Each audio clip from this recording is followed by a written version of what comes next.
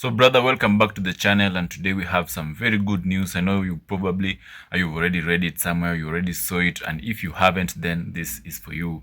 We're excited. All Man United fans were excited. You know, the moment we've all been waiting for has finally happened, although it happened a little bit late, but it's happened. That's the most important thing. Andre Onana has moved out of the club, but on a loan deal to Turkish side Trabzonspor on a season-long deal without any buy option clause and without any fee, any loan fee or something of the case. But let's put our focus on has left the club. You know, Andre Onana, if by June 26 he'll be remaining with 2 years in his contract, so probably we will loan him again, who knows, or rather maybe his performance in the Turkish league will be brilliant, and then some other team will be impressed, and maybe they will want to have him also. But I don't see Andre Onana coming back to Man United as a Man United goalie. I mean, we just signed Lamens, so he had to move because I think at some point earlier on this summer transfer, he said that he's not ready to be a second option goalkeeper. And I think that's one of the options, or rather one of the reasons why he agreed to that offer. Because, you know, Man United and Trabzonspor discussed the deal, and so it was up to the player to make the final decision, and which he has made. And I believe he has made the right decision. He's going to earn more money in Turkey as compared to how he's earning in Man United. But it's good news for Man United in terms of if we look at very many aspects, you can name it. Let's start with wages. Andre Onana is just around the top 5, or rather the players that earn a lot of money at the club. And so with him moving to Trabzonspor, that's a big saving for Man United in the financial department, or rather financial sector. I don't know. So he's going to earn way much better than he's earning here also. That's also a win for Man United, because that money is now saved to other projects. You know, you never know. It could help somewhere. Another aspect is whereby, you know, Andre Onana has had a lot of errors leading to goals conceding, conceding very stupid goals that should have not been conceded. Or rather, you know, sometimes even you can find they were very decisive goals that maybe could have kept us in maybe a cup, or rather in maybe something. You never know. Just recently, the Carabao Cup, you saw the shots that, or rather the goals that Andre Onana was conceding, and you was like, ah. And then we go into a penalty shootout. It still makes some very funny movements in the name of trying to save us, or rather trying to save the balls. The Europa League final, the goal that went in was very weak, although it was a confusion from Luxor, rather deflection, I don't know, but it should have not gone in, bro.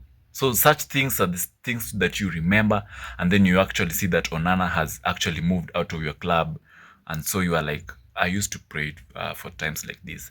We have to give credit to Ineos. You know, it has been a rough journey. Managing a club like Man United is not easy, and so sometimes they have to make bold decisions. I'm talking about the transfer window. We know we have had outgoings, we have had incomings.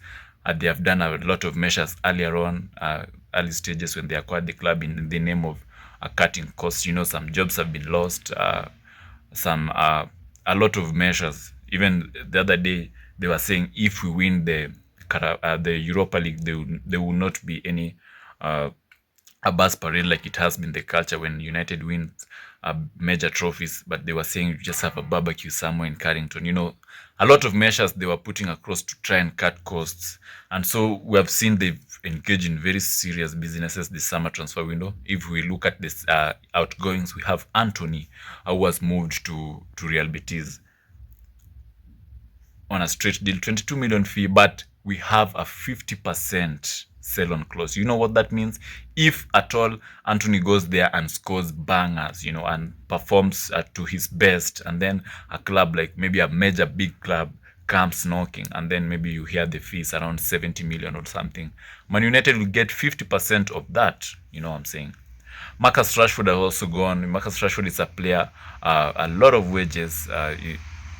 He cost Man United a lot of wages, but he's at Barcelona. If he performs well, at the buy option clause was around 33 million or so, around there.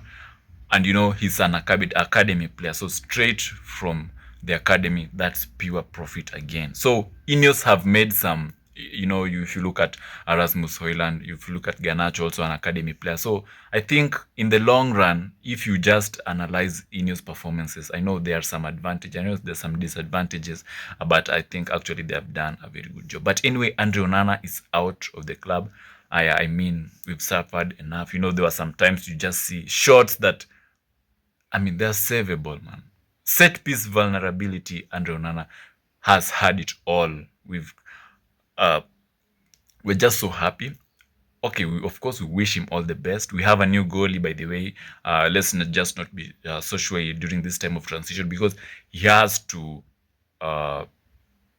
get used to the Premier League. He has to settle well, because we have, after the international break, in fact, this week on Sunday, we have Man City, we have Chelsea. Onana is out, so probably we are left with Binder, Tom Heaton, who had a very good preseason, by the way, and the newly signed Arsene Lamens. So that's where we at. I think that's good news that for Man United, that Andre Onana has actually left the club. I don't know what you think. I don't know what's your view on this. But of course, Onana, he had some good moments and some bad moments. But I believe the bad moments outdo the good moments. The good moments, as in, there's a very, very big difference, big margin between the pros and cons of Andre Onana at Manchester United. Of course, I can remember, when he saved the penalty against Copenhagen in the Champions League, you can remember. And then Maguire also scored that day. Remember, that was the only day I was very, very much impressed with Andre Onana. Of course, there might be some other days that he performed well. Yeah, of course, yeah, we can't just say he was bad throughout, but he had many errors leading to goal. He was so very inconsistent in goal. A lot of mistakes, set piece vulnerable, and you can name it all. Binder is not as good, but Binder was at least better. In fact, Binder, in terms of penalties, you remember how we knocked out Arsenal in the FA Cup. So all these two goalkeepers, we can say they're not what we wanted, what Man United needs. If you look at a goalkeeper that we can have to compete for the top four. But we have Lamens, in a young Belgian goalkeeper coming in. Hopefully, he can be the one to fill David De Gea's shoes. This was a very brilliant move again. And I want to say this, we won't forgive Erik ten Hag for what he did. Erik ten Hag sent out De Gea and brought in Onana. Who does that? But now I think nearly, if not all, Erik ten Hag's signings are on their way out of the club. You do your research, you'll see. But Andre Onana is out of the club. Here we go. See you in the next video. Remember to like, subscribe, and share.